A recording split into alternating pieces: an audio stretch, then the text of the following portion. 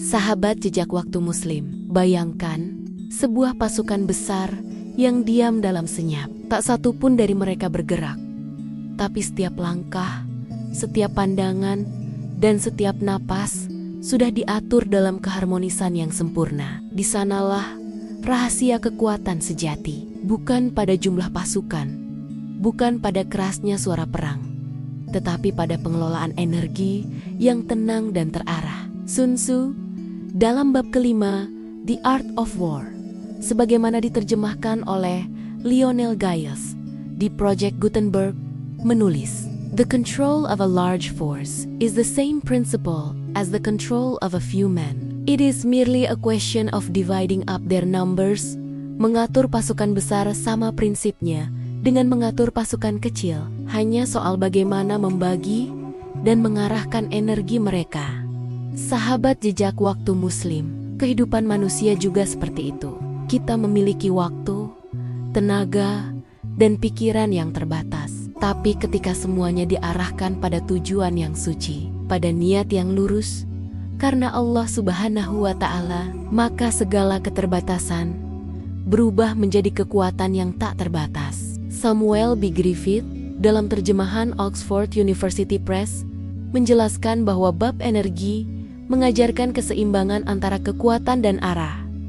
Bagaimana energi harus difokuskan, bukan dihamburkan. Sahabat jejak waktu Muslim, seringkali kita kalah bukan karena kurang tenaga, tetapi karena energi kita tersia-sia pada hal yang tidak bermanfaat. Terlalu banyak mengeluh, terlalu sering menunda, terlalu sibuk dengan yang fana. Padahal, dalam pandangan Islam, Allah Subhanahu wa Ta'ala berfirman dalam Al-Quran Surah Az-Zumar ayat 53, "Janganlah kamu berputus asa dari rahmat Allah.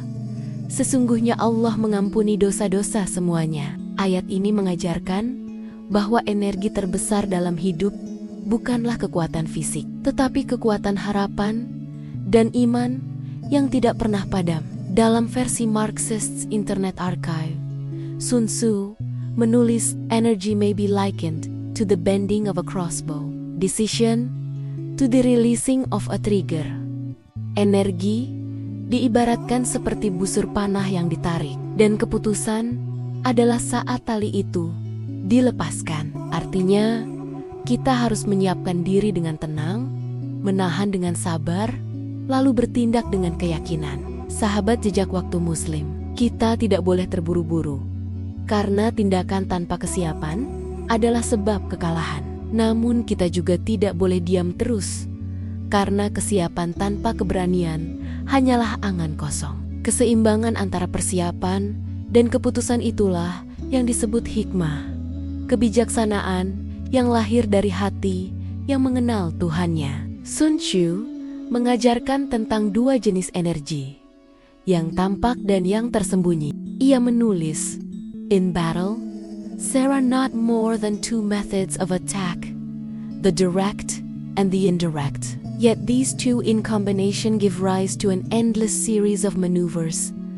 Ada dua cara menyerang, langsung dan tidak langsung. Namun, ketika keduanya digabungkan dengan akal dan waktu, lahirlah strategi yang tak terhingga.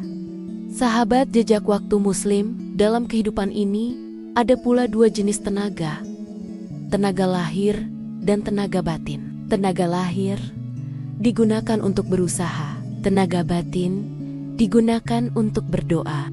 Jika keduanya bersatu, maka muncullah kekuatan spiritual yang luar biasa. Kekuatan yang membuat seseorang tetap teguh sekalipun dunia di sekelilingnya runtuh. Dalam kajian US Army War College Press, bab energi disebut sebagai pelajaran tentang coordination and rhythm, keselarasan gerak antara manusia, waktu, dan tujuan.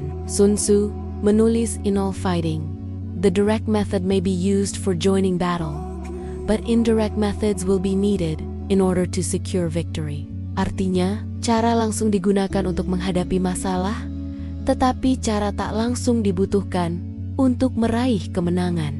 Seperti dalam dakwah, kata yang lembut lebih ampuh daripada amarah, dan senyum tulus kadang menembus hati lebih dalam daripada 1000 argumen.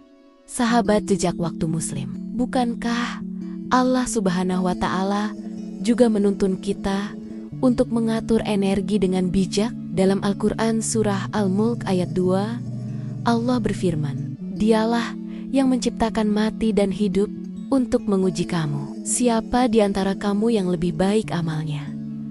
Ayat ini mengajarkan bahwa hidup bukan tentang siapa yang paling kuat, tapi siapa yang paling bijak dalam menggunakan kekuatan yang diberikan. Setiap detik adalah ujian. Apakah energi kita digunakan untuk kebaikan atau terbuang dalam kelalaian? Dalam Super Summary Analysis, dijelaskan bahwa bab ini menekankan pentingnya unity of purpose. Kesatuan niat, pasukan yang lemah bisa menjadi kuat jika tujuannya satu. Begitu pula manusia, jika hatinya bersatu dengan kehendak Allah Subhanahu wa Ta'ala, maka langkahnya akan selalu mendapat jalan. Sun Tzu menulis, "The clever combatant looks to the effect of combined energy." Pejuang yang bijak memperhatikan hasil dari energi yang disatukan. Sahabat jejak waktu Muslim, bayangkan jika seluruh doa, amal, dan cita-citamu mengarah pada tujuan yang sama, mencari ridha Allah. Bukankah hidupmu akan menjadi lebih ringan, langkahmu lebih terarah, dan jiwamu lebih damai? Dalam kehidupan modern, energi seringkali habis untuk hal-hal yang tidak memberi nilai spiritual. Kemarahan di dunia maya, iri hati terhadap keberhasilan orang lain, atau ambisi yang menafikan doa. Padahal, energi terbesar manusia seharusnya digunakan untuk hal yang kekal, memperbaiki diri, menolong sesama, dan mendekat kepada Allah Subhanahu wa Ta'ala. Sun Tzu berkata, "The quality of decision is like the well-timed swoop of a falcon, which enables it to strike and destroy its victim." Yang bijak seperti elang yang menyerang di waktu yang tepat. Sahabat jejak waktu Muslim, keputusan tanpa doa adalah kesalahan. Tetapi doa tanpa keberanian untuk bertindak juga adalah kelalaian. Maka, kelola energimu dengan seimbang. Gunakan waktu untuk berpikir, tenaga untuk berbuat, dan hati untuk berserah. Rasulullah Shallallahu Alaihi Wasallam bersabda, "Sesungguhnya setiap amal bergantung pada niat, dan setiap orang akan mendapatkan sesuai dengan niatnya." Hadis ini diriwayatkan oleh Imam Bukhari dan Imam Muslim, dan menjadi kunci utama dalam memahami strategi energi. Karena energi tanpa niat yang lurus hanyalah gerakan kosong. Tetapi energi dengan niat karena Allah Subhanahu wa Ta'ala akan mengubah hidup menjadi ibadah.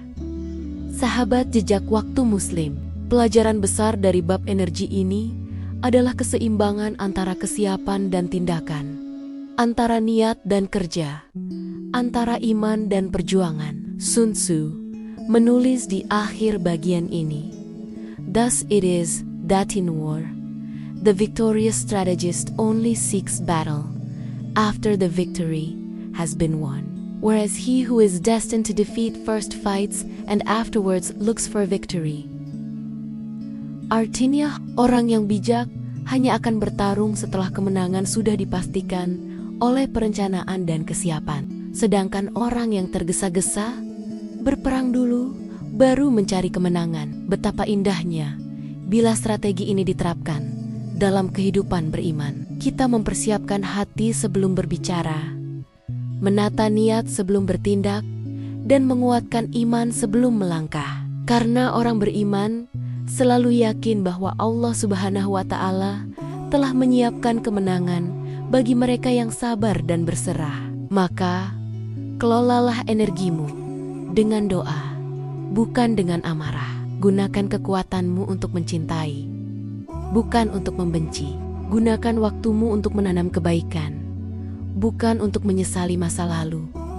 Dan yakinlah, energi yang dipersembahkan untuk Allah Subhanahu wa Ta'ala tidak akan pernah sia-sia. Sahabat jejak waktu Muslim, bab ini bukan sekadar strategi perang, tapi pelajaran kehidupan, bahwa energi sejati bukan berasal dari otot dan senjata, tetapi dari hati yang tulus dan pikiran yang sadar. Seorang Muslim yang mengelola energinya dengan iman, sabar, dan syukur telah menjadi pemenang, bahkan sebelum peperangan dimulai.